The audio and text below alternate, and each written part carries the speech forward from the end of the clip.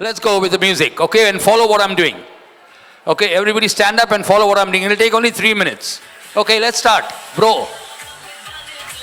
Rajesh. Okay, look at me. Put your right hand up, everybody. Come on, right hand up. What I'm doing. Keep it up, left hand up. Both the hands up. Superb. Right leg up and dance whatever I'm doing. Left leg up. Both the hands and both the legs up. Turn yourself around. Turn yourself around again. Okay, now look at me. Let's do the twist. Let's do the twist this side. Okay, now look at your partner and say, okay, now on the back of your partner do shabash. Okay, thank you very much. Give yourselves a big round of applause. Wow, had a good time? Had a good time? Okay, now back to business. Let's do some business. This is a post-lunch session and we have got a very interesting panel. So it gives me great pleasure to invite on stage Ms. Sakina Ansari, co-founder MaalGaadi. Can I have her on stage with a big round of applause, please? Thank you. I can see her coming. She had her third ice cream, but don't worry, madam. No. Okay. Miss Bhavini Parikh, founder Bunko, Junko. Okay, I hope I got it right.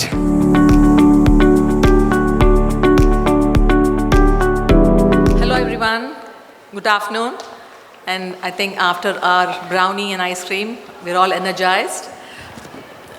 Okay, so as an entrepreneur, I'm the national president of Handloom WICCI, Women's Indian Chamber of Commerce and Industry. We believe in pursuing Modi ji's vision of Made in India. So I take this opportunity to talk about my venture, MaalGaadi, which is a creative concept store and the hub of inspiring and innovative vision of design. We believe in giving the customer not only an experience, but made in India. The pandemic has made us rethink and reinvent the brand MaalGaadi, which believes in building relationships and moving towards sustainability and conscious living.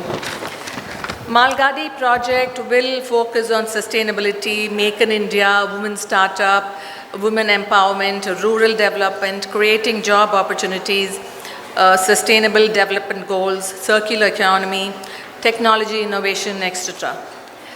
The other important aspect that we are focusing on for our brand is using blockchain for our premium products, and which will help us grow globally and also cater to the niche market outside India, as well as, of course, here. We will also focus on customized, handmade, and fashion, and we believe in Ubuntu. We will be collaborating with Kascom by Swaminathan, Kota Doria by Jyoti Gupta, Sirumogai silks in Tamil Nadu, and cottons with Tari Arayam, which is also in Tamil Nadu. Like I was saying that we are going to be collaborating with Kascom, Swaminathan and Kota Doria, and of course Loom to Luxury for Banarsi, etc. We will also collaborate with rural clusters and weavers to build a strong community of handcrafted products. Now about Kascom campaign is a holistic process where the people involved, like farmers, weavers, artisans and consumers, are benefited equally. And this will ensure a sustainable livelihood, and the consumers will get safe and healthy clothing and product solutions. Through the Kascom project, we are looking for chemical-free processing and natural dyeing methods. MaalGaadi will also be on board a hybrid e-commerce startup platform called Good Lives as a good boutique portal. We want to promote the handloom legacy of India and to ensure people's support for the craft. We believe that fostering women weavers and entrepreneurs is the building block of India's future in the crafts and handloom sector. So we need all the blessings and support for MaalGaadi, and let's grow together. Thank you much for the opportunity. God bless all of us, and Jai Hind. Thank you. Thank you so much, ma'am. Dr. Gloria Sarup Sanchu, Director General, National Institute for Micro, Small, Medium Enterprise, please. We would like to honor you for your presence today. Please come. Octojavi, okay. Sir, please come on stage.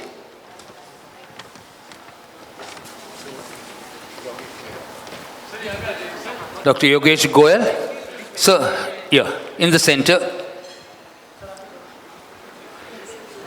Yogesh, please accept a memento from us and a token of love. A big round of applause for Yogesh. Thank you.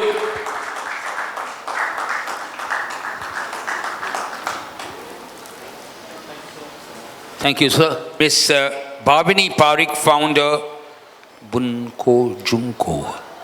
Say again. Bunko Junko. Okay. The founder of Bunko Junko.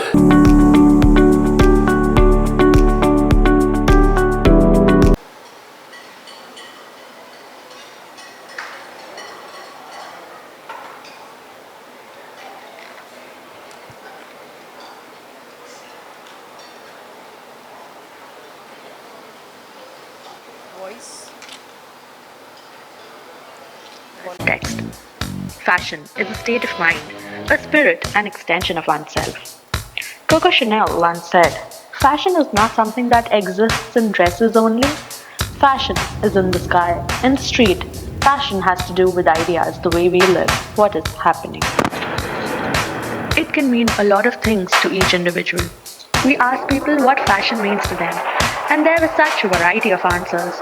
To some, it's a way of expression, a reflection of oneself, a paint of you, while a medium of self-confidence for many. One certain thing in the fashion world is change, and we are constantly being bombarded with new fashion ideas every now and then. As consumers worldwide buy more clothes, the growing market for cheap items and new styles, popularly known as fast fashion, is taking a toll on the environment. The question that arises here is about the waste generated by this industry. So to know more about people's knowledge and awareness in the same, we asked them whether they knew anything about fashion waste.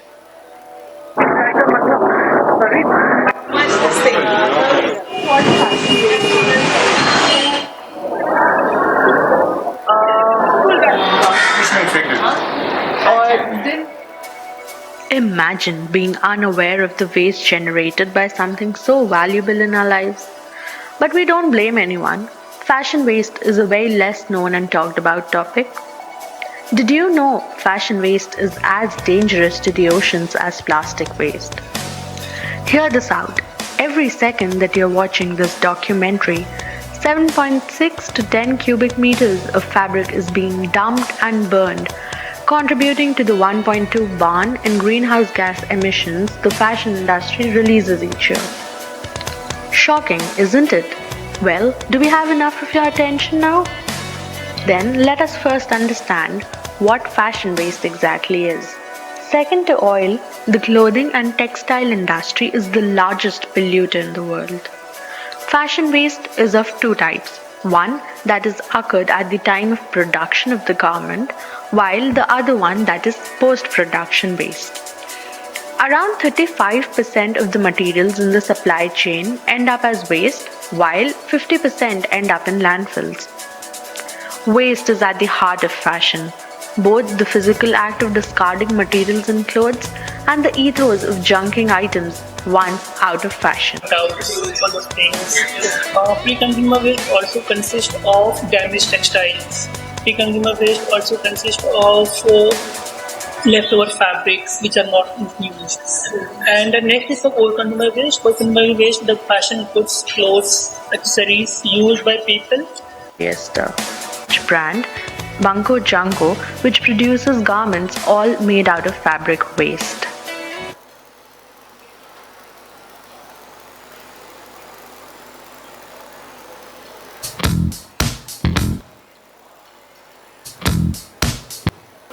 Respected members and dear upcoming designers, and especially thanks to Yash for giving me this opportunity. So I'm Bhavini Parikh, running the brand Bunko Junko. Here, everyone is asking me what is a Bunko Junko. Let me first tell you, Bunko is the art decoration creation and Junko is from the junk. Bunko name generated from the Japanese word and Junko from the junk. So we work towards the environmental sustainability as well as the woman empowerment. We make the garment, home furnishing, accessories, everything from the unused textiles. So this is very important for your main crowd is upcoming designers. So I would like to tell you that whatever the design you can do, make it in the circularity. What is the end result of the end lifestyle of life of this product is must you should taken care of. So textile industry is the world's second most polluting industry. Ton of the textiles goes to the landfill. An increasing amount of the waste is generated every year from the production unit and textile industry. It is estimated that we make 400 billion meters of textile annually and 60 billion meters is a cutting floor waste. For economical and environmental reason, it is necessary to recycle, reuse or upcycle as much as possible. Upcycling is a way of processing an item to refinishing a wearable product from pre-consumer or a post-consumer textile waste. I will tell you about my background. I am in the fashion industry for more than 30 years. I started my journey with a surface ornamentation work for the big brands and small brand. I started with the Leela Lace. They were into the export. After that, I worked for the Superstop, Anita Dongre, and many more. And in 2007, we started started white labeling manufacturing for the many brands, small as well as medium. During that time, we came across the lots of the textile scraps. And we said, I can't throw it off, you know. They are so beautiful. We are working with the handlooms and then ikats and so many fabrics. Puneri and so many fabrics. I said, I can't throw it off. We used to make that garments from that. And my daughter at that time started exhibiting. And we got the very good response. So and my daughter, in 1990, when I started this work, surface ornamentation work, I went to some company. I would like to tell you the past story about this. Why? Because it can be inspired any of you. There are many possibilities in the fashion industry to do not only the designing but surface ornamentations and many more things. So in 1990, when I just passed from the SVT College Home Science, and I said, I want to do something in my life. I can't waste it. Everyone was telling me that roti banana sikhate home science mein. I said myself, no, I want to prove that roti banana is important, but I can do much more than that. And then I went to some company कि मुझे ऐसे काम दोगे क्या? They said कि how many women's you have, how many pieces you can do in a day? I said 5-10. They said no, we can't give you. I said please आप हमें chance दो करके. They said no, we can't give you. Then some guy came to me and he said आप सामने जाओ, वो company में शायद आपको मिलेगा. I went to Leela Lace. And I told them कि means ऐसे हैंडवर्क का हमें काम दोगे क्या? They said कि how many women you have here? जो इन्होंने हमें बताया 5-10 तो ना बोला, तो यहाँ पे हमने बोला 15-20-25 से ज़्यादा तो बोल नहीं सकते थे, तो हमने बोला 15-20 जने. They said no ma'am, we need 100 pieces in a day. I said कि but if you can give the chance. So he said कि we can give you the chance, but हम 100 piece तो minimum देंगे. एक week का काम दे सकते, एक week का time दे सकते. And they gave me the work. So I took it to the home and my all friends were telling me कि हम लोग कुछ करेंगे. तो I told them कि ऐसे काम है, beads लगाना है शर्ट पे, तो आप करोगे? They said no, ये तो हमारे बस की बात नहीं है, हमें नहीं करना है. तो मेरे वहाँ जो मेड थी उसको मैंने बोला मौसी आपके एरिया में सब लोग क्या काम करते हैं? तो बोले हैंड एम्ब्रॉयडरी और उन्होंने बोला कि आचार बनाते, पापड़ बनाते, चपातीस बनाते. ऐसे चलो हम जाते आपके वहाँ पे जाके वो लेडीज़ों को पूछा कि आप ऐसे काम करोगे? तो उन्होंने बोला नहीं हमें तो नहीं आता है. I said how much are you earning in a day? तो बोले 20 रुपया कमा लेते. मैं बोली आप 50 रुपया कमाओगे? तो बोले हम करेंगे, लेकिन हमें आता नहीं है. ओके फाइन, नहीं आता है तो हम सिखा देंगे. आपको सुई धागा पकड़ना आता है, बाकी हमारे पे छोड़ दो. They said okay. वहाँ पे ही मैं बैठ गई, वहाँ पे उनको सिखाया. This is the story I am telling you about in 1990. And वो एक घर में वो 4-5 देरानी जेठानी सब रहते. तो वहाँ से मैंने जर्नी चालू किया. वहाँ पे एक वो लोग को दिया. शाम को मेरे वहाँ 10 जन आजू बाजू के 2 घर के लोग आ गए. With in a month I had more than 300 women's. And I can say in a span of 5 years we had more than 5,000 women from all over Mumbai, Gujarat, everywhere. Valsad, Surat, Daisar to Kolaba, everywhere women used to come to us for doing this hand embroidery works. And like that my journey started. So my patience towards the woman empowerment is from the beginning, not just to do it. Today their children are engineers, CA, pilots. My daughter is a pilot, so this is this way I want to do it. Here, now here, when my daughter done the commercial pilot, she didn't get the job. So she joined me, and from in 2010 we were making the garments and all that things. During that time she told me, Mom, why you are not making the garment, why you are not selling this or making the brand or something. I said, I don't know how to make the brand and all that things, and it is not cup of my tea.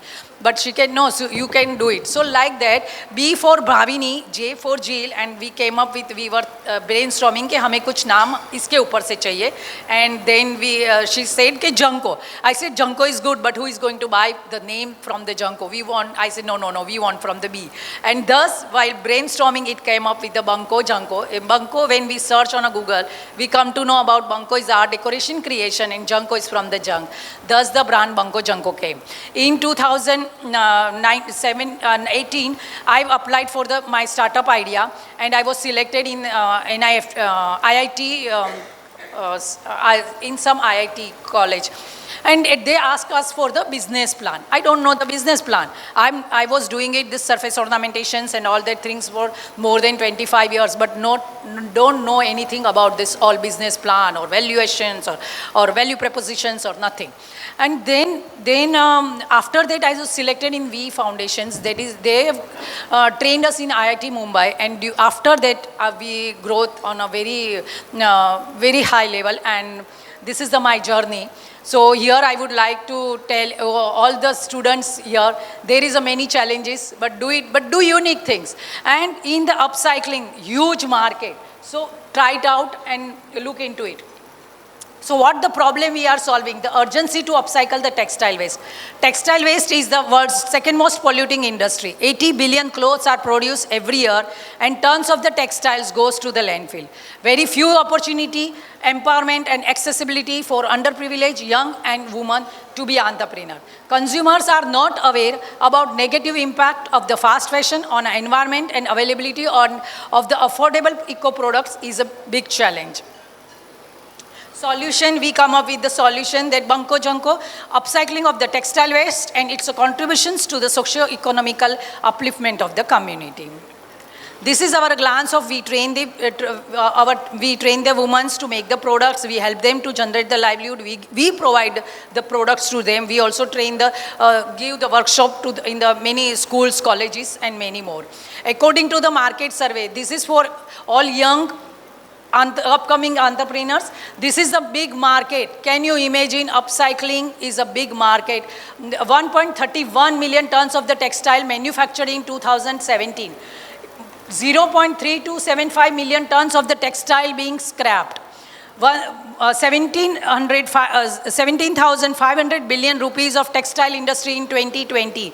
700 billion rupees potential scrap industry.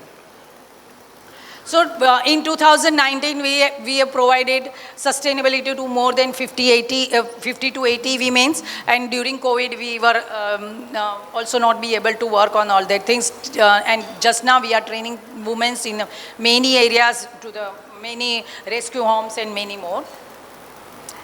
Till today, we have saved 368 tons of the landfill saved. This data is till 2020. Now the data has increased. 270 billion gallon water saved. 2,970 tons of the carbon emissions saved. This is a glance of our product. So we use whatever the scraps we get it from the companies, and we make the products from that. Not only that, we use all the scraps for the home things. This is the scraps for the home furnishings and everything we have used. We have done the Kalagoda installations and many other installations. We train and create the awareness in the colleges and schools. This is our fashion show. We have done fashion show from the khadi. This is here in this khadi scraps we have used. And the end, whatever the scraps remains, we use that for our thank you card, and this is a seed paper, and we use for our story as well as a thank you card. So there are many opportunities for you can provide the services to the manufacturer, to the brands for upcycling things. Thank you. Rai Chura, co-founder and CEO, websites.co.in, for his presentation. Warm welcome, sir. This is Karthik Raichura. I'm the co-founder at websites.co.in. Thank you so much for giving me this opportunity to speak over here and address some really interesting people that I met over lunch and everyone else. So this is my platform. Websites.co.in is perhaps the world's easiest website builder platform, and some sort of traction for you guys. So it's used by 1.5 million people in 200 countries. They used it in 98 languages to create their website instantly. What that means is that anyone can create their website by going on the Play Store or perhaps going on websites.co.in. This is just 2 steps. First is you register your name, your phone number, your email ID. The second is your business name, your business category, your business address. 2 steps. And the third one is you get a free website. You can use the website for 30 days as a free trial and keep on continuing to use it even after 30 days, but just that, some ads will show up on your website. So we're paying customers from some 100 plus countries today, and Google Play Store featured us 66 times in 39 countries as a top app in the last quarter alone. We've got about 1 million page views on the network per month.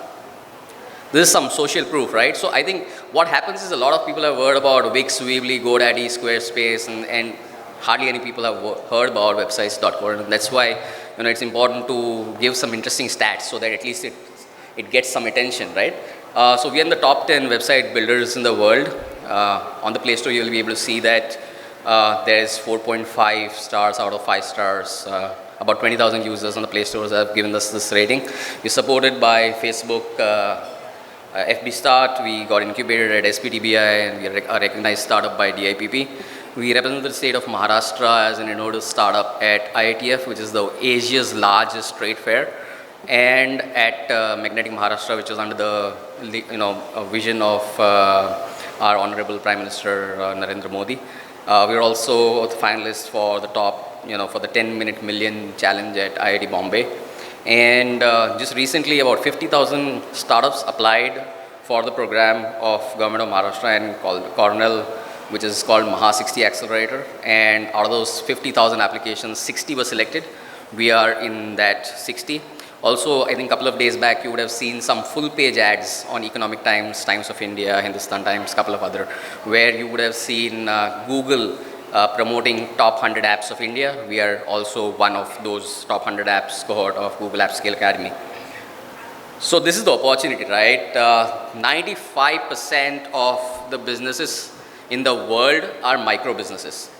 Micro businesses means, small businesses, right? People who have less than 10 employees.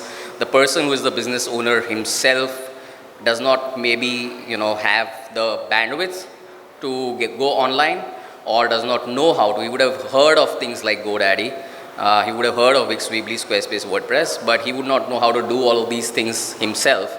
And that's why it's a problem for him. He knows online jayega to dhanda aayega, right? He knows that if I take my business online, the digital footprint will actually get me business from all over the world. Like a lot of, interesting, conversations that happened on the dais were saying that, okay, Solapuri chadar and, the emotion that is with Solapuri chadar and so many interesting things, right?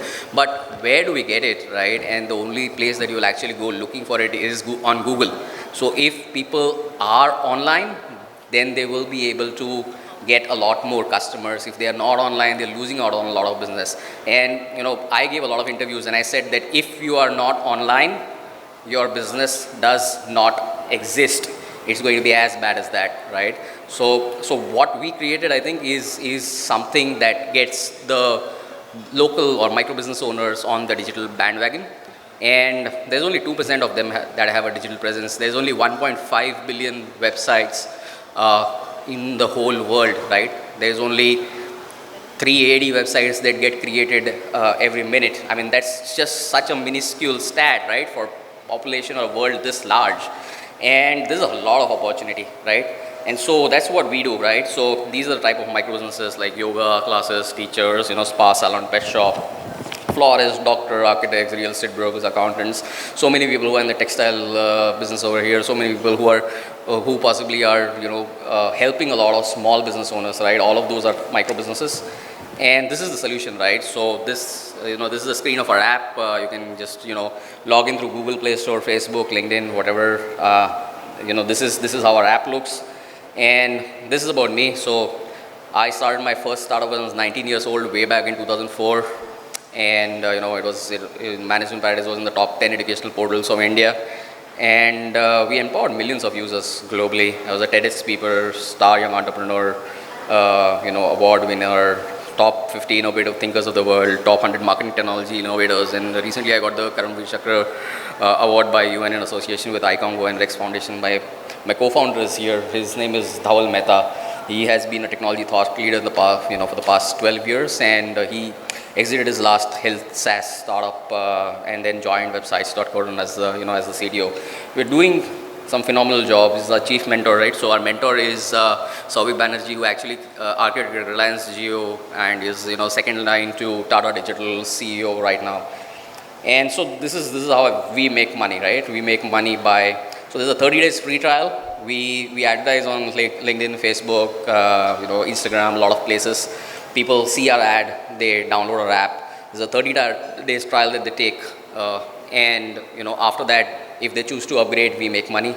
We also have affiliate link-based sales. So a lot of people, because they love our platform, they promote it and they earn 30% recurring commissions for lifetime. If someone they ask, they get on the platform if they end up upgrading. We also make advertisement revenue. So if people don't upgrade, then on their websites there are ads. We also do enterprise sales, right? So if there is a franchisee, dealer, distributor network, if you have like 10,000, 15,000, 50,000, 1 lakh people, who are under you, like a dealer or distributor or a franchise, we can get them online in less than 5 minutes. And, you will get a lot of insight about your data. Your dealer distributor will be thanking you, right? Because they got online. And now which is a fast moving item in which location and what dealer is, sort of doing what sort of business or how they're doing, how they're contributing to your business. A lot of intelligence comes through this. So we do enterprise sales. We also give rights to a whole country. So we are in conversation with a couple of people. We get about 2,000 people creating a website on our platform every day. And this comes from 200 countries of the world, right? So if, say, someone in South Africa wants the regional rights of the whole of South Africa, or if they want a right for a specific city, what we do is we give out the leads to that person, and then that person can either convert them or anyways, a lot of people automatically convert. So he can assist them into conversions through, through some hand-holding, or even if they convert automatically, all the revenue that we get from that region goes to him. He just has to pay us a fixed fee and some small royalty for that region. So that's one of the other models that we have.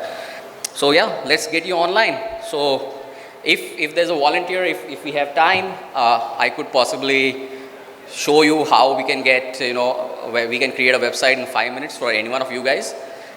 I hope everyone is able to see the screen. The network, I think, is a little weak here. It might take more than 5 minutes.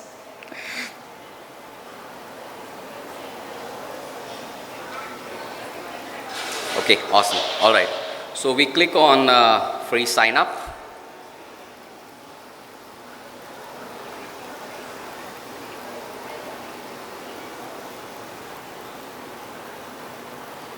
Yes, ma'am. What's your name? Radhika. Yeah, please help me with your surname as well. SETH. Okay. What's your email ID? Radhika. 05. SETH. Please help me with your phone number. 73 Please don't give her calls. I'm going to set your password as Radhika123. Don't change the password.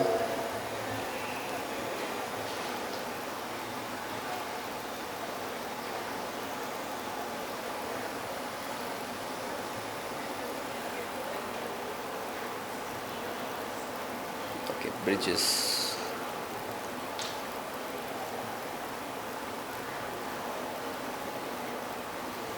There's something else which is a bridge.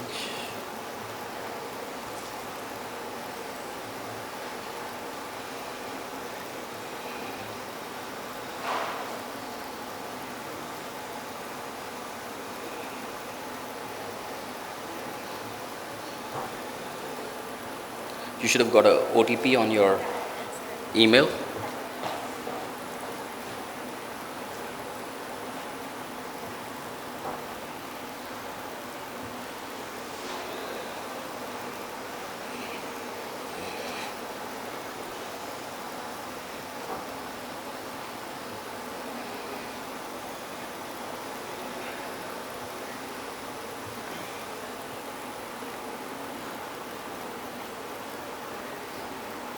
What's the name of your business?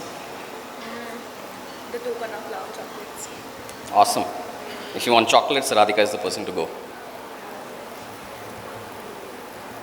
Chocolates. All right.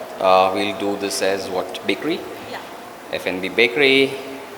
Token of Love chocolates.websites.co.in is the free domain that she gets in the 30 days trial period. And where you put up?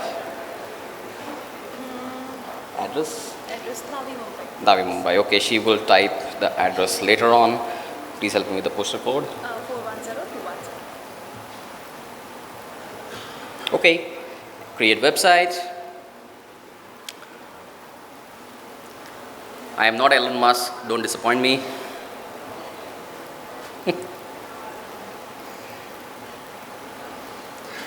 And it says, welcome Radhika Sheth. Your website has been created. And view my site. The token of love chocolates.websites.co.in. And yeah, doesn't take more than 5 minutes, guys. This is her WhatsApp. If anyone wants to reach her on WhatsApp, they can just click over here and they can send her a message. The Google map icon is here. Her contact details are here. If there was an address, it would have been here. If you subscribe to her newsletter, she will be able to keep in touch with you. Whenever she puts an update or a new chocolate or anything on her store, you will get an email. She can choose to inform you about it. And yeah, I mean, this is a search bar and just about everything, right? And I mean, as you can see, it's mobile responsive, so it will open on any, mobile phone. It's beautiful, right? And it has, so this background image and all of the things she can change from here. Very simple things, right? Business profile. Okay, she wants to add a description over here. Started in so and so year, we love chocolates, and she just goes over here, save business information, and it automatically goes in the right place on the platform.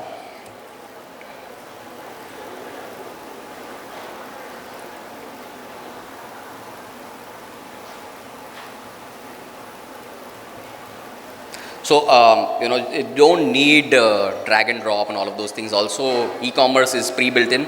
So, if she wants to do e-commerce, she can just go on the store, product or services, and she'll just, put in some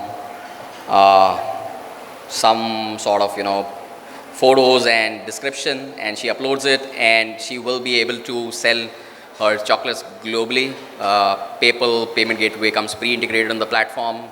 People from all over the world will be able to pay her. She does not have to register or do any KYC unless the payment comes in her email ID. Razorpay payment gateway and a lot of other payment gateways, right? So as I said, we have customers in more than 200 countries. About 1.5 million users have used it. Anyone who wants to create a digital presence for them, I see a lot of students, right, who want to maybe upload their designs, upload their, clothes, fashion accessories, whatever, can use this platform and create a website in 5 minutes. And happy to answer any questions. The rest of the things, I think the website will talk for itself. You can go and log into websites.co.in and find a lot of information. But happy to answer any questions if anyone has any. Thank you. Thank you very much, sir. Anybody has 2 questions? I'll take 2 questions. One from the general audience, one from the students, 3 questions, and one from the boss. So let the students ask first. Okay. Student or general audience, please. I'll always give 1 question to a student and 1 question to a non-student. I mean, we are going to be students all our lives, right? Kanika ji, am I right? We learn from our kids also. Any student wants to address what Mr. Raiturav said, but you know everything, You have a question, ma'am, please. Hello. Hi. Yeah. So I had a question. How do you inculcate SEO in it, and how do you get recognized in the search engines? Right. So I'll give you a little of my background, right? So I founded my first startup when I was 19 years old. This was in 2004. Google AdSense program got launched as a beta in 2003. So I have been seeing that whole curve of how things happen on Google search engine, how social media optimizations, the new thing that's come in, and how SEO changed over the past 2 decades. So my past startup was also something which was particularly successful in ranking on Google. I remember the CEO of Freecharge when he was just starting Freecharge. He was saying, how does your startup managementparadise.com rank for the term free charge? Because, it's my company. And so, there are so many things in search engine optimization, and whatever I learned in those 20 years, right, all of those things have been implemented in this platform. So this is a magic secret sauce that runs behind as an algo. And as you saw, right, you don't need any technical knowledge, or you don't need to know. No, but how do we ensure that when we look for our own, businesses on Google, right, or any other search engine for the matter? Right. So it happens automatically. So when you go to the business profile page, it will ask you to put in your keywords, and you will put 5 keywords, main keywords that you want to rank for. And then the backend engine automatically starts tweaking the algorithms, right? Okay, great. One of the algorithms, so there is about 120, 180 things that Google would look at to rank your website, and we track that on a regular basis. And we ensure that a lot of things that need to go to Google in the right way, our platform gives it to them. Okay. Yeah. Sure. Thank you. Actually nominal, right? What exactly possibly what we had for lunch. I think monthly it costs about 800 rupees. So yearly, how much will Yearly it it costs 5,000 rupees. Yeah, so then isn't it cheaper when you're doing a thing with GoDaddy and XYZ and all as compared to yours? So if you can create it on your own on GoDaddy, awesome. Okay, fine. If you cannot, then you will have to hire someone, end up hiring someone. So I mean, we have a 5-year plan, right? And the 5-year plan, I think there's some network issue over here. So the price, it's 353 rupees per month if you go for a 5-year plan. Okay. I think that's pretty affordable, Yeah, right? that sounds fine, yeah. Yeah. And we give all of these things, I mean, so if you go to the pricing page, you will see hosting is free, SSL certificate itself costs a bomb. Optimization happens automatically. You can have an e-commerce website, unlimited, everything is unlimited, right? Unlimited pages, unlimited products, unlimited product catalog, extra sections. A lot of things are made in such a way that any person, like you find me a person over here who says, I was not able to create a website through your platform, and I will host him to a 5-star, dinner and learn from him what his problems were. Because everyone here or everyone that you meet anywhere who's more than 12 years, older will be able to create it in his own language. We had people, this is some funny anecdotes. Do we have time? No. No? We'll take this offline. Okay, so thank you very much. You have, I think, a very good customer in Kanika ji. You're convinced? You take in check or Google Pay? We are also raising money. Okay. You want to say something? Yeah, we have Yash ji who wants to say something. Thank you, Karthik ji. You gave a wonderful presentation. What my question to you is that since we all know that the Honorable Prime Minister has launched Digital India, now the next mission or vision of the Honorable Prime Minister is that he's looking forward to digitize the micro entrepreneurs of tier 2 and 3 and 4 cities, where the products which are being made by these artisans, these small nano micro entrepreneurs, they should get digitized and they should know how to click pictures, how to post those pictures on web, and then further through web they should be able to reach to the right customers so that they are able to sell their products. So how your platform is useful for that community which is at the bottom strata, where the government also wants them to be at this online platform for the promotion, marketing, and for businesses for themselves and for their sustainable livelihood. Right. So how you can help them through your websites or through your this initiative startup? Thank you. Thank you, SG, for asking this very interesting question, right? And so as I said that what we demoed right now is the website, but we also have a mobile app on Android. And because of Jio, right? So I remember when I was young, I used to, watch so much of, TV, used to constantly stay on the mobile phone. And my mom used to tell me, beta, aankhein kharab ho jayegi. Don't use it. Fir Jio aaya. Fir sare bhajan kirtan wo dekh rahe the. They were on YouTube. Aur unki aankhein kharab nahi ho rahi thi. What I'm trying to say is that everyone, like my dad, your dadaji, everyone now knows how to use mobile apps. They know how to download a mobile app. They know how to share things on WhatsApp. They know how to share things on Facebook. And when we started this platform, the vision has been to be the easiest website builder of the world. And it comes from this understanding that if they are able to use Facebook and WhatsApp, they should be able to use our platform. And which is why you go on the Play Store and you will just fill in details like this and your website gets created. And as simple as how you share a status message on Facebook, it's the same process on a mobile, right? You take a picture, you put in, so Muga silk, right? Someone will put Muga silk sari and put a photo over there and choose a variant and publish it. And it's there on the site. And if he's enabled e-commerce, just a switch, right? He has to just tap. And he's able to accept payments. So we've realized that any person in any language has been able to sell things online. We've had people who have sold Muga silk saris. One of the proprietary things that, as I mentioned, and she rightly asked, so if you go on Google and you type for Muga silk, the client site shows up on Google, right? So he's getting a lot of traffic from people because they're searching for Muga silk saris. Now this would not happen because first you don't know where to buy a domain name from. You will go to GoDaddy, which hosting to choose, whether I need SSL certificate or not. How do I upload my products online, which payment gateway to choose, right? How do I rank my website on Google search? All of these questions are real questions, right? Every business owner had those questions, and we solved it with a very simple platform.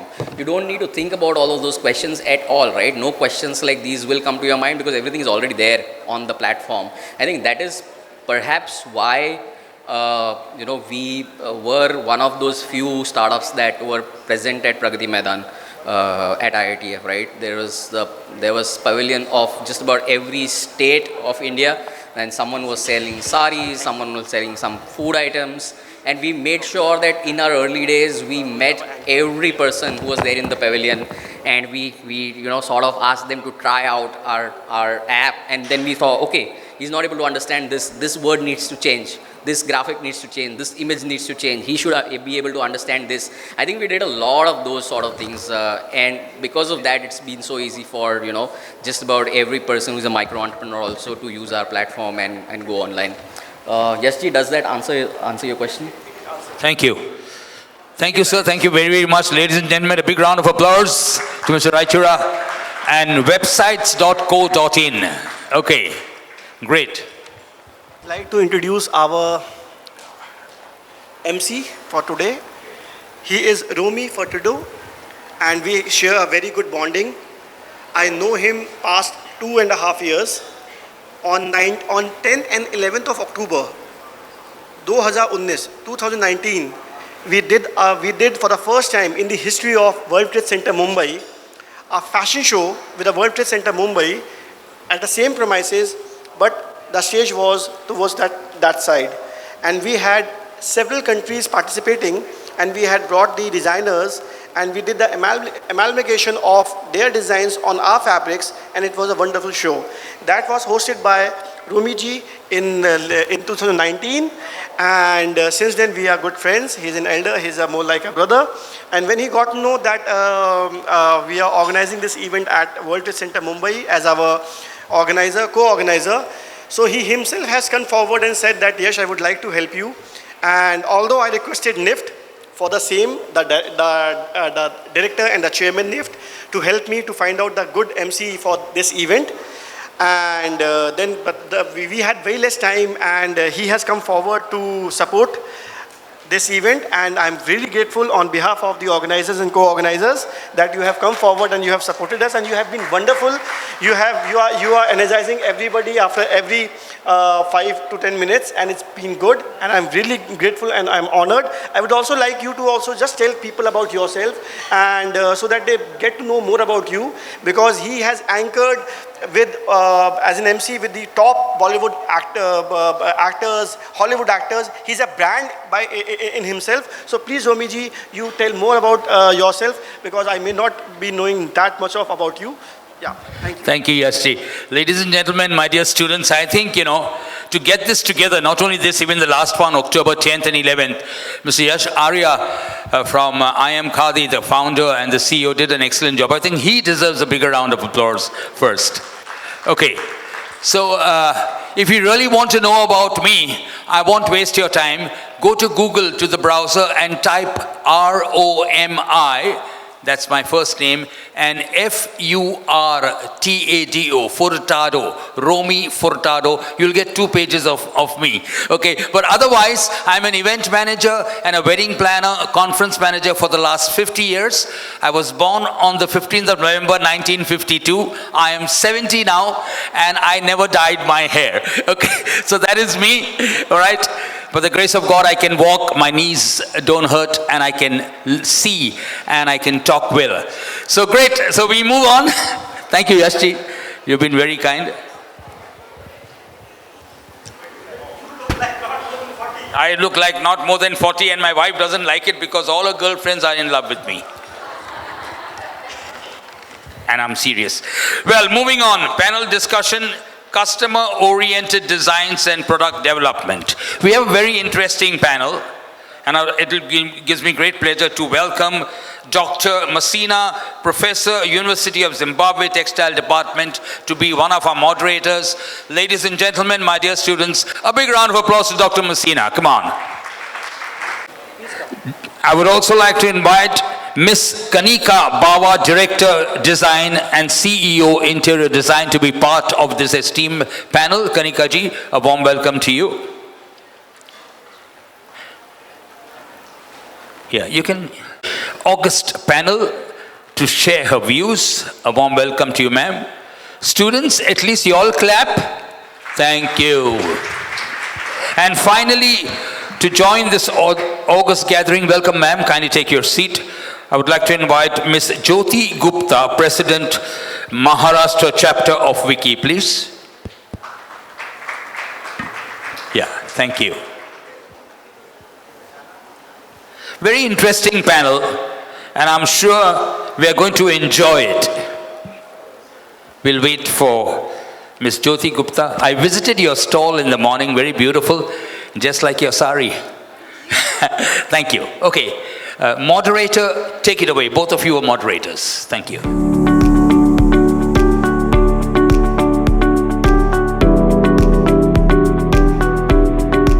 As you create a product, it has to go out of the market. Somebody has to open his or her wallet to buy it. Without that, business does not happen. We may have great products, but unless until there's market acceptability, only then things move. Keeping that as a base, and how do you create a product which the market really demands? So these are the questions I'll be asking my fellow panel members, trying to understand from their experience what they have done. And I'm also going to request Doctor from Zimbabwe. She's a professor and understands textiles very well. So I'll also give it to her to ask questions to the team. Would you like to say something? Thank you very much. I'm Dr. Masina from the University of Zimbabwe. I'm in the Textile Technology Department, and I'm very happy to be part of this event. And as we are talking about SMEs, we are talking about customers, we are talking about job creators, we are going to learn more about how we are going to take our products to the customers who are the consumers of the products that we are going to produce. So we are going to hear a lot from the panelists this side, how we are going to interact as designers, what role upcoming designers who are our students going to take in as far as marketing is concerned, in as far as customer-oriented design can be promoted. So over to you, Zane. All right, so let's divide this discussion into two parts. One is the customer-oriented design, and after that, let's talk about the product development towards that design. Now, so ma'am, I would like to start from you. You've been in the business for some time, and you've also seen multiple business, both nationally and internationally. And therefore, I would like to understand from you, what do you really mean by customer-oriented design? Hi, I will begin by saying that I have a corporate experience for 15 years where I've been a product developer for a cement. And you know how hard it is to sell a cement product because the product is homogeneous. But the beauty of textiles is that it is heterogeneous, you know. But the point is, are we really concentrating on the buyer? Is it what it really wants? So, I mean, it comes from my experience in cement where I've been able to sell. Why? Because we're able to create a certain brand for it. And same goes for your product. In India, we have so many products. We have such beautiful techniques of, you know, that can be applied on the fabric and lure the customers as well. I mean, in my experience, I've been into textiles for the last 1.5 years. I'll complete my 2 years. And it all started by an accidental, a newspaper article on Kota Doria. I am a Marwari by background and, of course, a marketing person. So it sort of created interest, and that's where it all began. The biggest thing that I realized about Kota Doria, which initially was only about selling the product so that the point was to sell their inventories, but then I gradually realized that the customers are not happy because they are getting the same monotonous colors, designs, and zari. People have really forgotten what exactly Kota Doria was, that it was not zari, it was basically plain combination of cotton and silk, which is so lustrous, such billowy, fabric, which I believe in the whole idea of zari, it was being lost. So I think what I have done so far is basically to revive that, to remove a bit of zari and bring in newer variations to the same fabric to show versatility and the very belief that the product is very delicate and it will tear is now behind after all these concepts that I have applied on the fabric. So that's all has been my experience. It's been a good experience when we did our first Côte d'Oria in France, Lyon, Silk in Lyon festival. I think that's the first time India actually presented itself, and I was very proud. I'm extremely, I was honored that I had Savitha with me. I had Tulika from IICD, to be with me, to support me. And I think Savitha is somebody, I have learned a lot from her, and she's an excellent person and a savant, I would say, in textiles. I'm very new. But I think what I've learned, I basically research a lot and I try to understand what the market wants. And that's how I've come that, that if you want to sell, you need to create something new. You need to bring in variety. You need to show versatility in the fabric. And that's how you actually attract consumers. So let's talk about your French experience. And when you went there and fine, you wanted to talk about your product line and you started interacting with people there. There must be some change in thought, some change in orientation. So tell us about these. There are a lot of young people who would be doing this in future. So your experience will help them orient towards the market, and which eventually leads into sales. Actually, I could confidently go to France because I've traveled across a lot, Europe, mainly because I was a cement specialist from Lafarge, which is a French company, and then moving to CRH, which was again an Irish company. So I've traveled most of the European countries, been to Australia, and people have a very different taste. So Europeans are typically who like a lot of blue colors, blues and browns and blacks. So similarly, if you see, and I've been a big time buying stuff from Marks and Spencer's, and also you get to know what kind of color people usually prefer and would like to buy. However, Switzerland was a very different market because they said, why are you bringing such blues and blacks and browns for us? We need reds. We want some bright colors. You need to understand what kind of colors work, the seasons, what is going to be the color of the next year. You have Pantone where you can actually check out what is the color for next year, 2023. Start designing your own outfits, considering those colors. So you have to first research. There's so much of text content on the YouTube where you can actually see what all is being sold.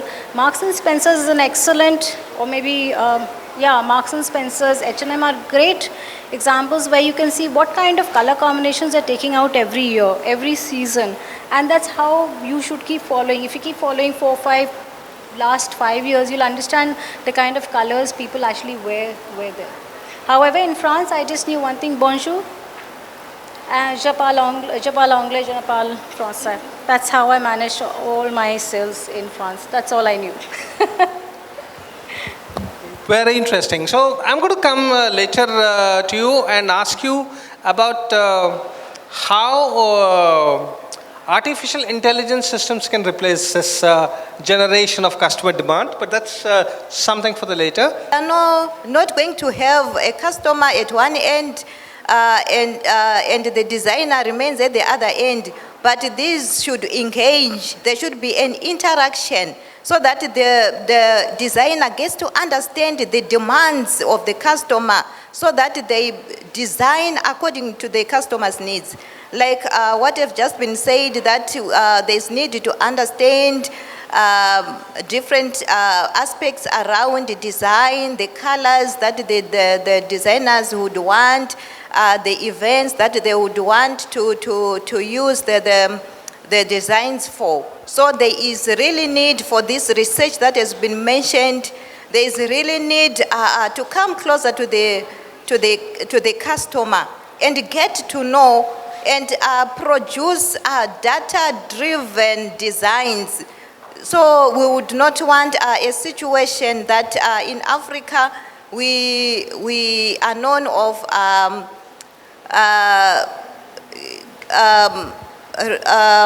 getting imports, only relying on imports, getting clothes from other countries. But we have designers in our countries, we have designers in Zimbabwe, but they need to step up their efforts so that they design their products, they design their clothes that are customer oriented. So as long as the designer understands what the customer needs, then it is demand driven, and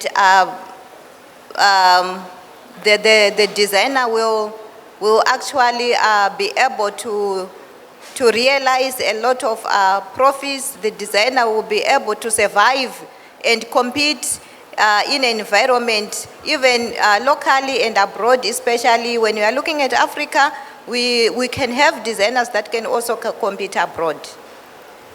Thank you. I like the term which you use, data-driven design. And so my question to you is related to data-driven design. Now, how do we use this data which is coming up for understanding the demand? See, I think actually you're not asking the right question you're asking, I think somebody else will be more equipped.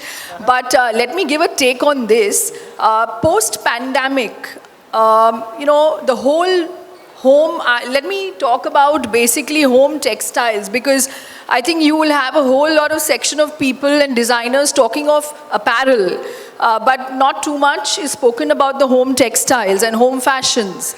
So if you think, if you really go to see post-pandemic, the whole landscape of the home fashions has changed. It's transformed.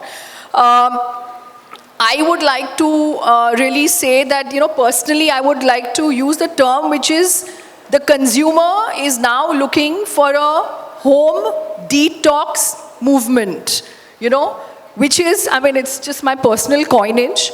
But you see today, after the pandemic, we're still reeling in it, but the customer, the consumer really knows his mind.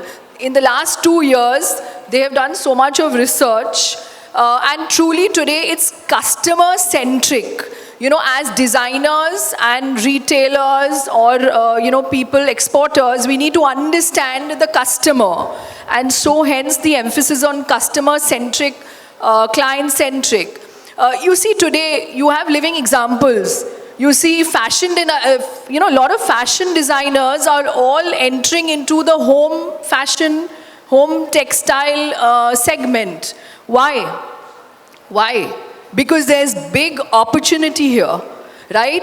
This is created from whom? Who has created this opportunity? The customer who's sitting at home. So, to answer, I'm going to answer your question in a different way, because I'm not really like a computer or an internet maverick like the gentleman there, but I'll try to do justice to your question. So, all these things, the whole landscape has changed, and you see designers like Sabyasachi, you see designers like Ritu Kumar, from fashion, from apparel, they're all coming into home fashion. Imagine, look at the change in the last 2 years. You see every fashion designer wanting to get into the home section, right? Why? Because again, the customer, the client is driving this, right? And there is this whole segment has so much there's a lacuna yet. Not much has been done in this segment.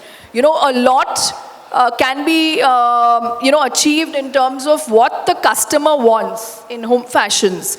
The other thing is, every retailer or wholesaler or a designer knows the process. What is the process?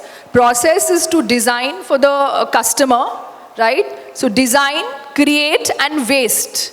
Now, waste is again a huge opportunity, which today the customer can understand, right? That is sustainability. So these are again, pivotal areas, and these are touch points for the customers, which designers and retailers and exporters must understand. Today, customer is truly the king. In the last 2 years of the pandemic, he studied each and every website. He has, surfed so many places, right? So he definitely is in sync with trends, whether it's biomimicry, whether it's, ecological homes, ecological home fashions which are made from banana fibers, hemp and things like that. So again, it's like he wants many more options. He doesn't want to be stuck with a few. Customer is the king truly. Even if you see like the ecological way is the way in the future, and that is the way to be. So we really need to understand, and our product design has to be in that direction, the way forward. Yeah. So very interesting. So when we use the word customer-oriented design, and this question is to you, To me. To the lady in the yellow. Yeah. How do you really aggregate this demand? Because for any business house, there has to be a reasonable demand before he starts production and those kind of things. So how do you aggregate that? I'll take this from the angle of the handlooms because that's the landscape I work in. And considering that a number of students are here, and I hope some of them become very big names that we can track in the coming years, there's certain basics that I will go into before I come to how the data can be read. There has to be an awareness created, there has to be an appeal, and there has to be accessibility in order to get commercial viability. So I call this the AAA. Now, this will be resting on a foundation of authenticity, credibility, and sustainable value chain principles. Yeah. At the end of the day, each one of us here is a storyteller. Yeah, sometimes we are telling our story. When it comes to textiles, we are telling the story of not just ourselves, but we're also conveying stories of perhaps centuries old. We have stories of our weavers, of our craftspersons, of our surface embellishment craftsmen. We have 100 stories we tell on textiles. To that, a designer adds their own layering or their own interpretation of that. The challenge is, how well can I tell my story to make it viable? For which, I need to understand the segment I'm selling my product to. A lot has been said about making it for the customer. Now, there is a quote that says, if you're looking for a book and you don't find it, you have to write it for yourself. This is the same. There are two kinds of customers. One who's looking for a necessity. Now, I could go out into the market and look for a handloom towel. It's a very simple thing, but it does require a lot of design as well. It's not ghisa-pita designing that you do. Towels can look very, very interesting even when they are just ordinary hand-woven cotton towels. There's a lot of technical finesse that goes into making a good towel. I could make a towel which is an answer, which comes as a solution to a customer's problem. Otherwise, I create the problem and give the customer the solution. Yeah, I make it aspirational. Very interesting. You create a problem and give it to Of course. I create the problem because then I can highlight the problem and then I create the solution so they come to me for the solution.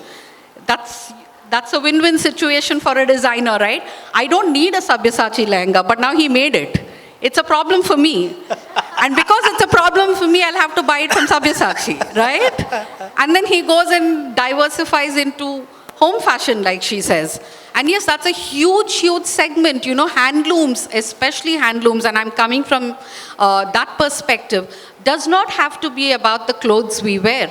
It could be about the cushion covers we make. It could be paneling on the walls for interiors. It could be so many things. I know that in the Northeast, women weave bags in which they store their pan and betel nut. They weave these bags on the backstrap looms, beautifully embellished bags. So much can be done with handlooms that I think we're not doing enough justice.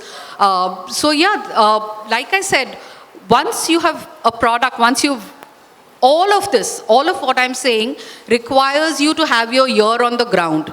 How do you get data? Where does this data come from? Data sounds like such a big IT word. It doesn't have to be. It doesn't have to be. Data is what we do sitting on the bench in a park, eavesdropping on what the other people are talking about. Data is what I collected when I was a backbencher in the morning session and I was listening to what the students were talking while the panel discussions were happening here. That's data too, right? What do I do with this data is what matters. You can collect data any way you want, but the best, most reliable way for you to do is to keep your ear on the ground. to have real-time conversations with real people. You know, we're so focused on technology and IT, we're having conversations in the virtual space, which are heavily moderated, modified conversations. Real-time conversations with real people, with your ear to the ground at all times. And much as I think I should not be saying this, there's more to be learned outside the four walls of the classroom. So if offline classes are there and you are traveling to classrooms, do try and meet people outside, try and do site visits, try and talk to craftsmen, try and talk to people who are working in various capacities in that landscape and gather these stories, because at some point our life is all about joining these dots. Have you all played joining the dots as kids? That's what life is really about. At this stage, we're just putting the numbers together. We're just looking at it and saying, okay, 1 ke baad 2, 2 ke baad 3. Then you start, the picture starts emerging once you start joining the dots. So I think you're at the stage, and so am I, where we're just counting the dots that we have to join. So this is really data collection. That is how you will read the customer. And that is also the way you will ensure your own commercial viability and sustainability. You know, you will be sustainable only if you understand what's going on in the customer's mind. And the customer can think both ways. So you'll have to be 2 steps ahead of the customer at all times, 2 to 5 steps ahead. So it's really about that. So don't get bogged down by big buzzwords like data and sustainable fibers. It's all there. We know all of these things. You ask your grandmother about sustainability, she will do a brilliant 3-hour lecture on sustainability. What Bunko Junko is doing is sustainability. When we use a cotton shirt that becomes a pocha eventually, that is one form of sustainability. Katha quilts, sustainability. When my sari, I get bored of it, I get a dress stitched out of it, sustainability. So we've known these for the longest time in India, recycling, upcycling, sustainability. These are words of the century. Yeah, buzzwords that we're using, big data analytics, data gathering, data-driven products. All of this has already been there. You just need to look back and see how your childhood was, have conversations with the elders in the family, and start connecting it to what you're hearing today. And I think you've got it all sorted out. I think you'll have great careers ahead if you'll are able to do this. Fantastic. Sustainability as it exists today, and the world has to learn a lot from us.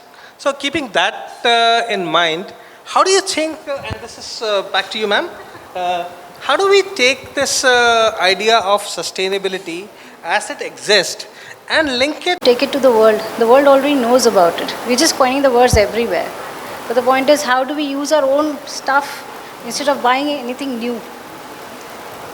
That's what I feel. And yeah, of course. So, I'll just share with, basically what we've been doing. So in terms of, we've been making, stuff for the home and home interiors from a lot of waste. So we had, from a couple of projects, we had leather waste.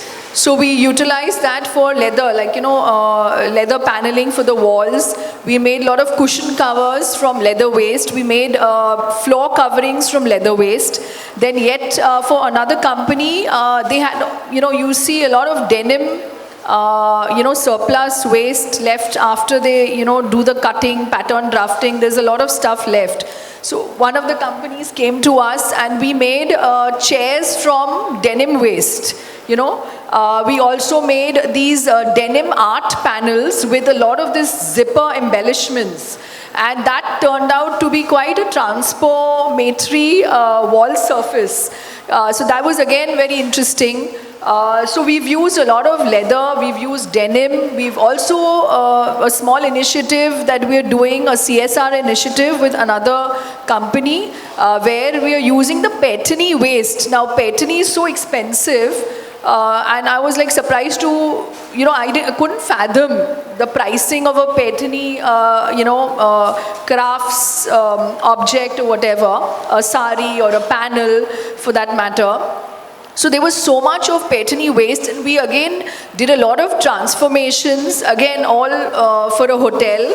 So we used it in the, the wall coverings, we used it for the bed backs, We also used a little bit as mural. You know, we created little mural panels of the Petani. So I think it's for us to really reinvent. Like even Bhavini ji mentioned in one of her slides, she was showing lakade ka carving. All that carving waste, she created something really wow. I mean, it was unique. So I think all of us, like ma'am also said, like, you know, our grandparents, grandmothers have been, you know, excellent, what do you say, how do you say that? Messengers of sustainability, because from times immemorial, they have used a sari into a dupatta, dupatta into a curtain, and things like that. So I think also, if you go back to one of my recent world records, which I created with Smriti ji at Pragati Maidan, that was the world's largest ecological cushion in the world, which is 25 feet by 25 feet.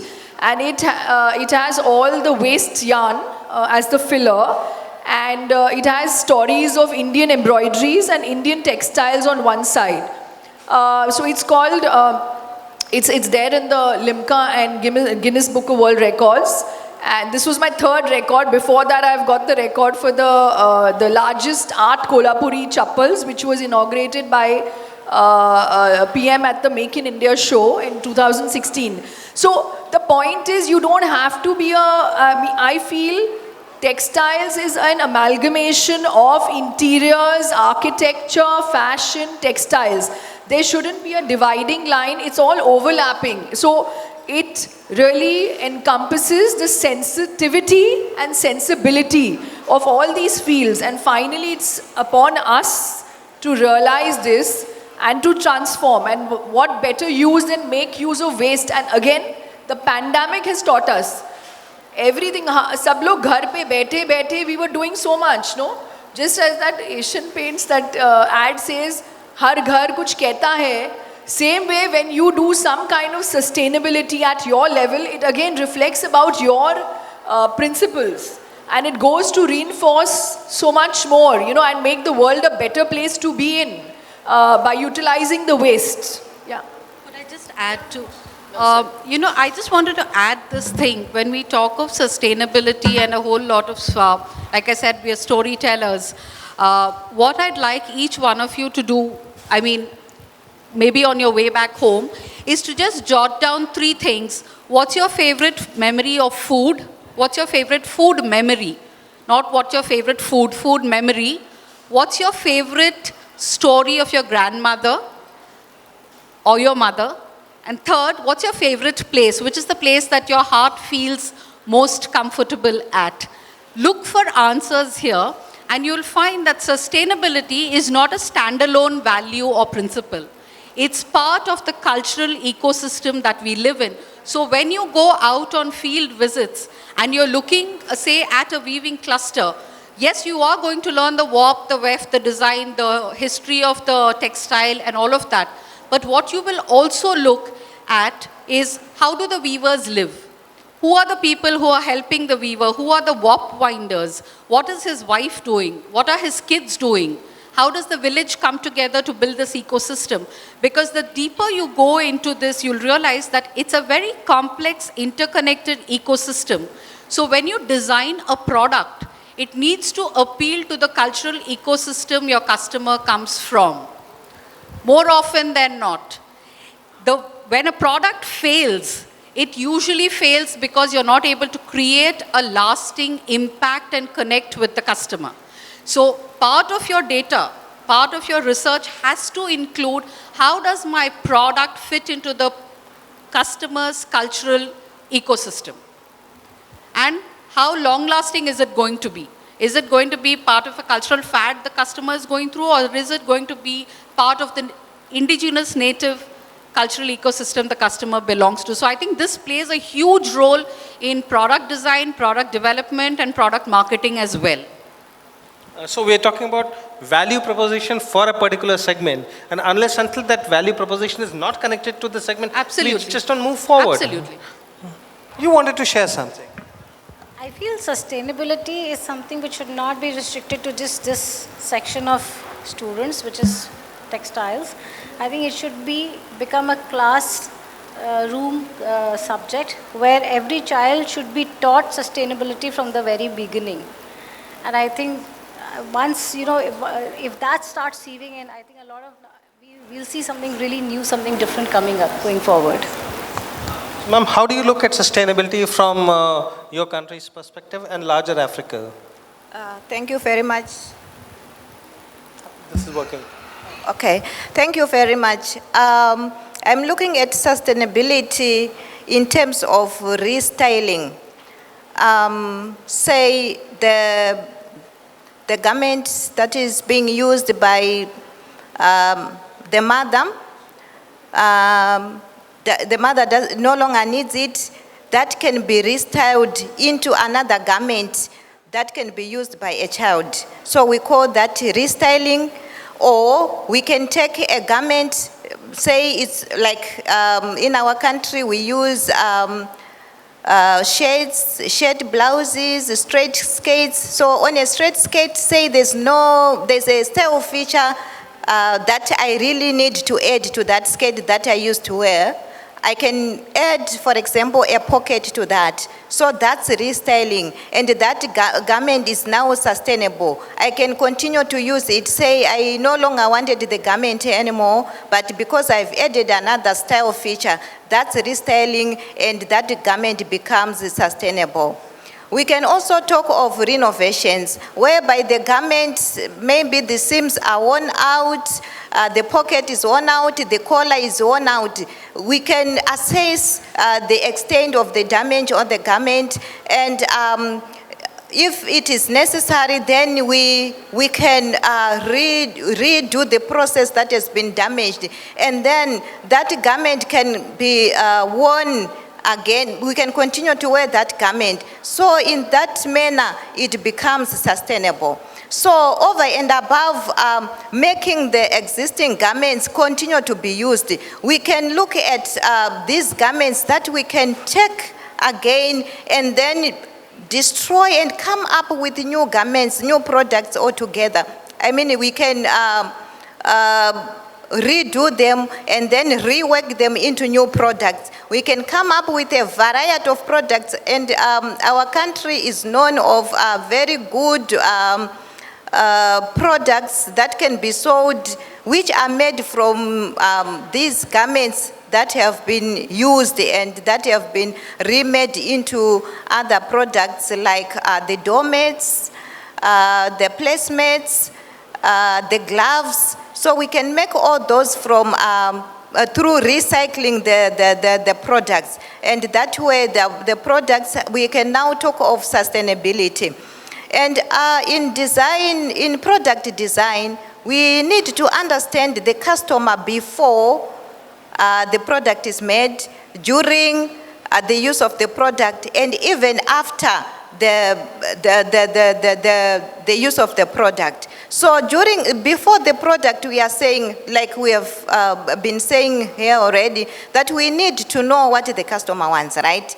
There we are. Now the customer has the product. How are they using the product? How are they taking care of the product? That's part of sustainability, right? So after, how are they going to dispose of that garment? So this process is very important, and we are looking into this. And in Africa, in Zimbabwe, we are also valuing sustainability of textile products, and we are not just throwing the clothes, the used clothes in the landfills, but we are making very good use of those clothes in coming up with new products through renovations, through restyling, through recycling, and coming up with new products. And I would want to believe that this is also happening in other countries like India.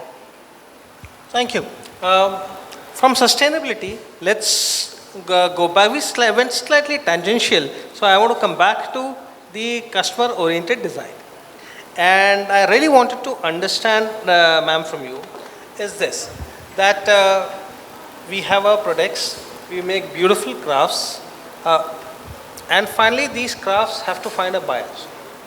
And the likings of a buyer willing to open his or her purse to purchase could be different. We as a nation are great in our products. We do a lot of good work. But unless until we are able to link to the market in the real sense, we should go forward looking at that aspect. I'll take this in two parts. One comes from my experience at Lyon last year in November. The Silk in Lyon is the world's largest trade and networking fair for silks. And it's held every year in November in the city of Lyon in France. And for the first time, India had a 4-member delegation. Jyoti Gupta of Kota Doria was part of that, as was I. I had curated a traveling museum of Indian silks. India is the only producer of all the varieties of silk in the world. We have 5. And we took about 250 samples of products using silk, right from embroidery threads, knitting yarn, crochet yarn, to shawls, to saris, to whatever. And we did curated walks for all the visitors, in the sense that all the visitors who came for Silk in Lyon got a guided walk through a selection of our textiles. Yeah, so every time it would be, say, 10 products that we're putting out there, and we talk about it. And the product combination was like, saris with surface embellishments, woven textures, and a whole lot. You had ajrak, you had bandhani, you had hand embroidery, you had so many things going on. What I personally found very interesting, and this is something that I firmly believe in, is coming back to what I said earlier, we are storytellers. We have some amazing, incredible stories that India has to offer. I think every one of us has a million stories within us. It's about how well we tell those stories. Because I found people paying 15 euros every day to come back to listen to the next set of 10 stories that India was willing to share. They would come back with book and pen and say, can you repeat what you told us about ajrak? Can you show us again how bandhani is made? Can you show us how to drape the sari?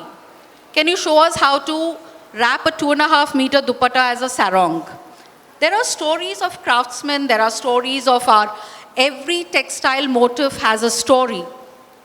Somewhere I feel, while looking at the price tag alone, both as designer, entrepreneur, and customer, we miss out on the million stories that the fabric is telling us. So for me, it's very important that when we go out into the market, especially the international market, what sells for India is the stories our textiles narrate. No other country has the diversity or depth of stories that our textiles offer.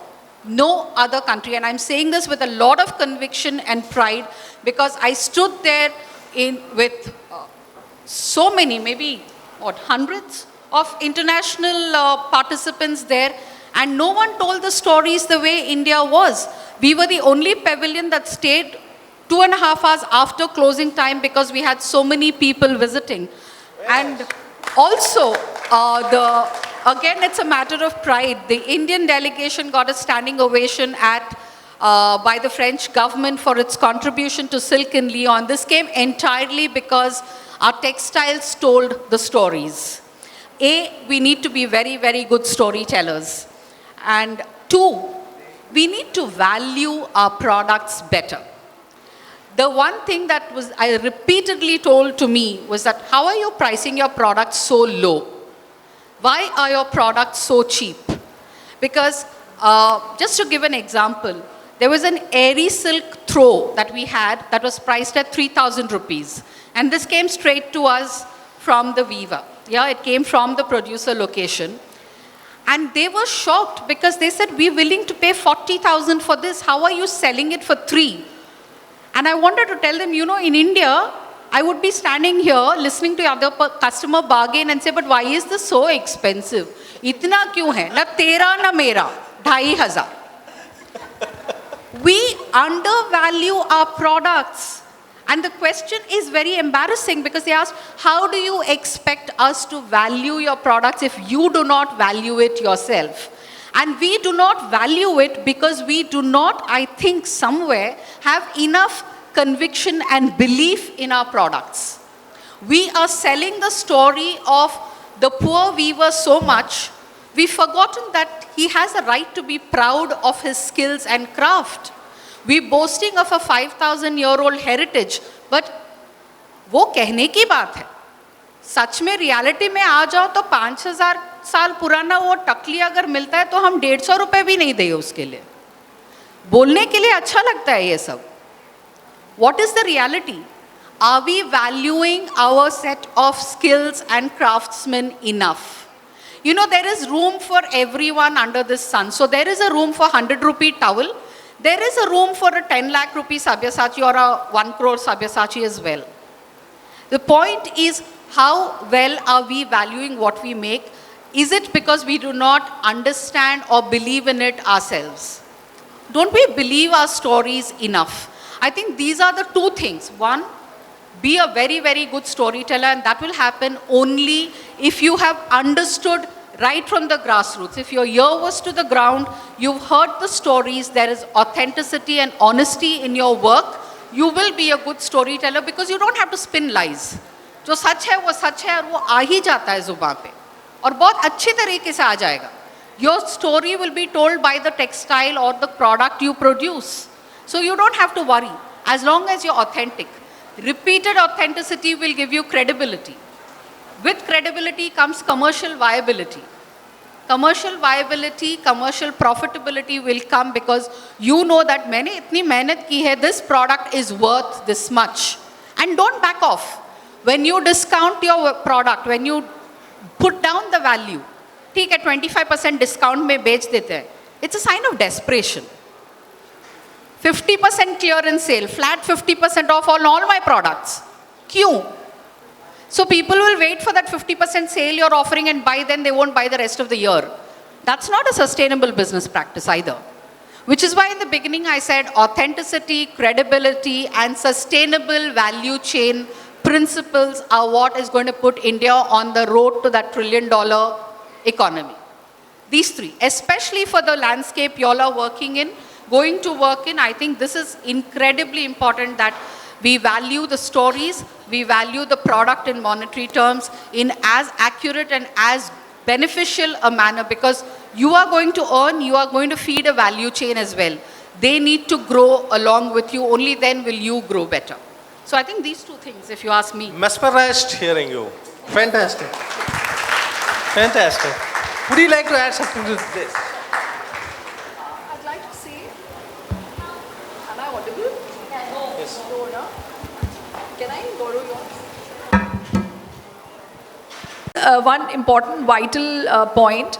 I mean, they are ready to pay much more for anything handmade because it's very exquisite. And also they understand the kind of toil the person has to go through to really create that piece of art or, you know, the home accessory. Second thing I would say is application. The greater, you know, demand is always going to be for application. Only, you know, using that craft for a curtain and a cushion or a table mat or a runner, you have to look beyond that. You have to give it a new language. The same craft which was 50-year-old, you need to give it a new speech. The voice has to be different. So Kanika, so we are talking of a different orientation and take that forward with that. Yes, that. Right. Thank you so much for this. And I would like to open for questions. Unfortunately, we don't have too much time for questions. Rupaji, namaskar. Warm welcome to you. Rupaji, namaskar. I said warm welcome to you. We have the Executive Director of the World Trade Center here. Let's give her a big round of applause.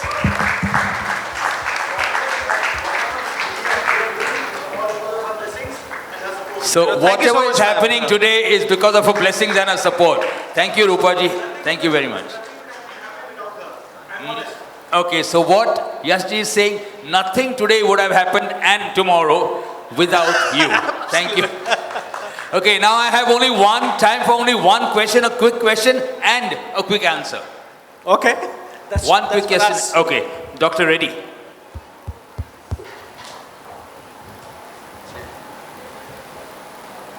Yeah, my question to Savitha ma'am, it was very interesting. Actually, I was feeling sleepy, but the words The way you were talking, actually I've got realized like, it is true. You are very clear like Sprite. Clear like Sprite. So my question is very straight. How do you value the product? Is it through its intrinsic value, or is it the amount of hand-made product, as Madam Kanika was also talking about that? And how do you value? Is it the material, the efforts, the skill which has gone into it? So because you were talking about 50% flat, 25% discount and all these things. Unfortunately, that is what is happening. You're true, absolutely true. But which is not the case in the other parts of the world. So as a part of, like, I am into export training. So when we talk about value, how it has to be according to you? Thank you, sir. Thank you, sir. So when it comes to valuing a product, I would say this is the commercial value. I'll make a distinction on the fact that this is the commercial value. We are talking not of the intrinsic value of the product, which in that case we would not be able to put a price. We can't put a price to a painting or to an exquisite. Jyoti, can you just show that sari, the batik? Jyoti will show this sari, and I want someone to guess how much the sari could be. No, don't tell. You're not allowed to answer. I want someone to tell me how much this sari would approximately be. Give or take 5,000 rupees. Give or take, what did you say? Give or take 5,000. Okay. Any guesses? How much? 30,000, she said. She's the closest. It's 40. It's 40. This is Indonesian batik done on kota. Hand-woven kota. That's an auction. That's an auction kind of thing. Someone said 1 lakh. I'm selling it for 1 lakh to you. And the profits I will take. So that's the thing, value of the product. The intrinsic value is something that you as a prospective buyer will look into it. Someone will say this does not look more than 6,000 bucks. Someone say 1 lakh because it looks as exquisite. But the real value which will come is when she tells a story of this. This is Indonesian batik done by a master batik craftsman on hand woven. So we add up what are fair wages.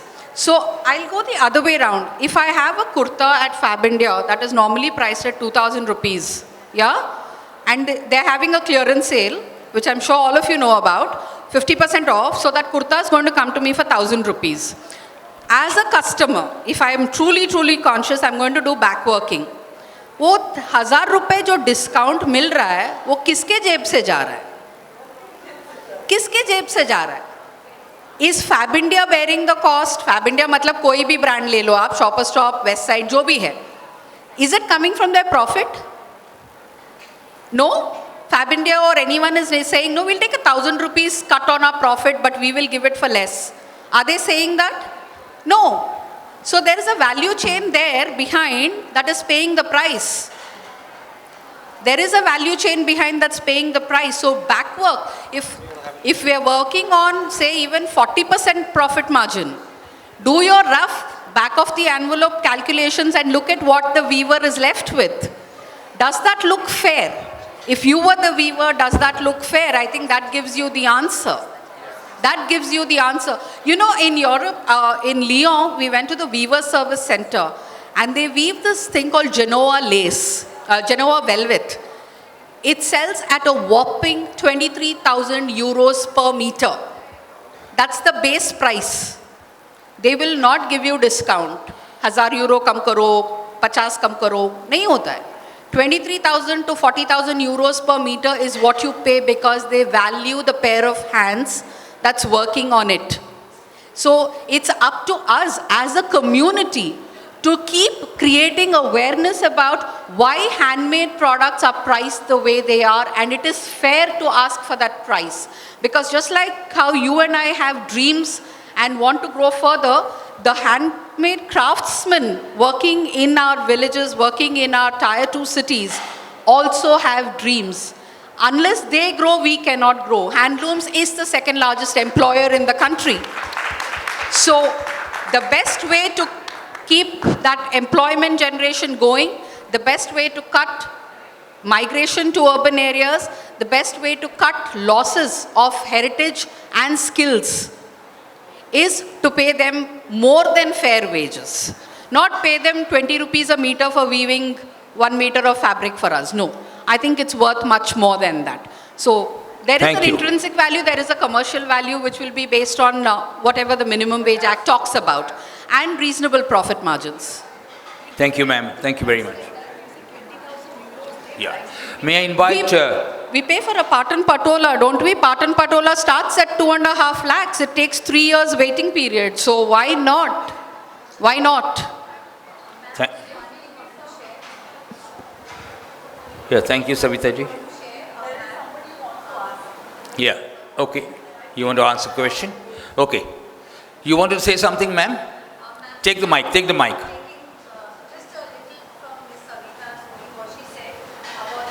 Patola being sold for 2 lakhs. Nitin sir, he's here. Nitin sir will resonate with this. The Yevla craft, the artisans village where we go, the Ramesh Pardesi doesn't sell anything less than 5 lakhs. Yes, he doesn't. I have visited him and yeah, he does not. I wanted to share when I told you the price of this sari because they have he also runs sir a similar kind of a story when our NIF students go over there. He is very passionate about his craft. So I'm just sharing that. Thank you. The Taligar will not sell a cotton patani for less than 50,000 rupees. So. One final question, the young lady there, thank you. Hello. Yeah, so my question is that we as design students or industry experts, we're sensitized toward these topics. So we get to learn about them on a daily basis, read about them. So coming from a customer point of view, like if I go and talk to my family or if I'm doing a customer survey, a lot of times, even if I tell them about it, they'll be like, okay, but like we are more interested in the trends, right? So this is just a question, like your opinion on it. If we take the handloom or the handicraft sector and we create a line merging them with the current trends, right? Because everyone is focused on the silhouettes that are trending right now. So if we can create a line to create an awareness and get things going so that, they get a user experience of the fabric or of the handicraft. So what do you think that would go like? Can I take that? Yeah. Selling the story of handlooms is like reciting a poem. If you're going to recite a poem to someone who hasn't learnt alphabets, you're in the wrong place. You need to talk alphabets to a person who's learning alphabets. You need to recite poems to a person who's far more literate. See, we're all on the same journey. It depends, we're all at different points on that path. So if you're looking at a customer and you're giving a very elaborate handloom story to a person who's looking at a handloom for the first time, you have not understood the customer properly. You've not done your market research properly. So what product would you introduce to a customer like that? Maybe a towel, maybe a napkin, maybe a bread roll basket, maybe a recycled plant holder. Simple products, very, very simple products that are not expensive to make, because the myth is handlooms is very expensive. They're dull, they're boring, they're difficult to maintain. You see the huge burden handlooms have to carry, other than the fact 5,000 of years of history, zabardasti hum log thop rahe hain us pe, wo alag. Uske baad ye sab bhi hai. So what do you sell to a customer? And that is going to be 99% of the people in the country. That is going to be 99% of the people in the country. I doubt any man here is wearing handloom. I'm not very sure. Man. I said man very quickly because I know the ladies, more or less I can find some handlooms. The men is much more difficult. But Savitha ji, handloom. Handloom. So, yeah. Yeah, that's a very, Yash had better wear, no? I mean, I am Khadi, so he should be wearing. But yeah, that's how rare it's going to be. So you need to create products that have a very base level appeal at a very low cost, that are highly utilitarian by nature. Not something they're going to take out once a year and flaunt it on Diwali and put it back. Put it out there every single day. Can those be placemats? Can those be tea coasters? Whatever. Simple products that the person is going to see every single day. Wash karo, dal do, ho gaya. Zyada paise bhi nahi hote uske. You've hooked a person, no? The next time they look to buying, say, a bedsheet or placemats or whatever, they will think handloom. That's how the journey begins. So we're all on that same path, probably at just different points in that journey. Thank you very much. Thank you. We have to end now, but not before. Please sit down. May I invite the Executive Director of WTC, Rupa Nayakji, to kindly acknowledge and honor our panelists and our moderators. Rupa ji, we'd like to have you on stage, please. Thank you.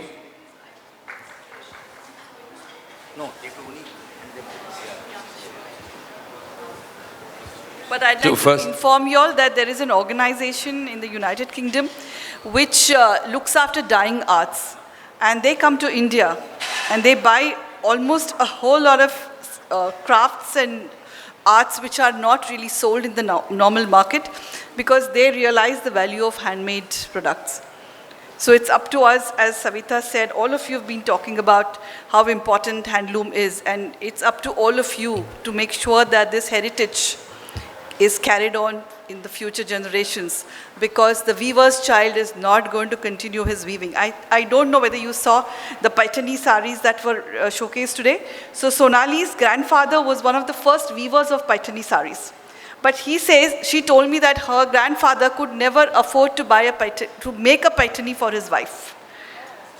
So these are very sad stories that we come to know about the weaver himself, because he doesn't clothe his family with the weaves that he makes so beautifully for all of you. Thank you. Thank you, Rupaji. I first want you to acknowledge Her Excellency, Ms. Masina, please. Can we have her trophy and a bouquet of flowers? Love. Thank you very much, Your Excellency, for your participation today. Big round of applause, please. Thank you. Thank you.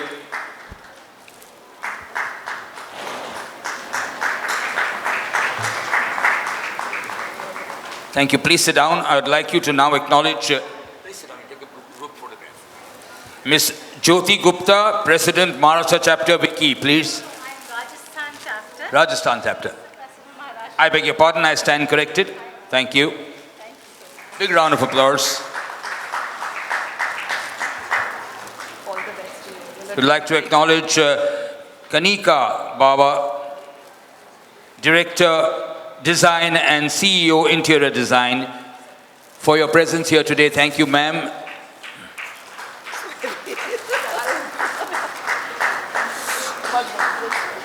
And the wonderful contribution. And of course, Ms. Savitha Suri, State President, Maharashtra Handloom Council of WICCI, for your inputs, your insight, and yeah, wonderful. Thank you.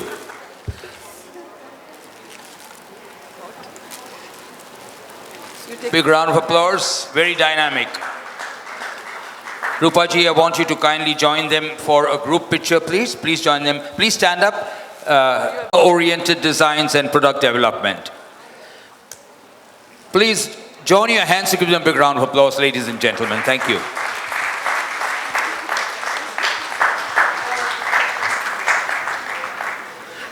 Thank you very much. Thank you very much. We are not having a tea break, but when tea is ready, from the last rows, take your tea, come back to your seat, then the second last row. Yeah, you can start, but don't take a break. We are starting the last session.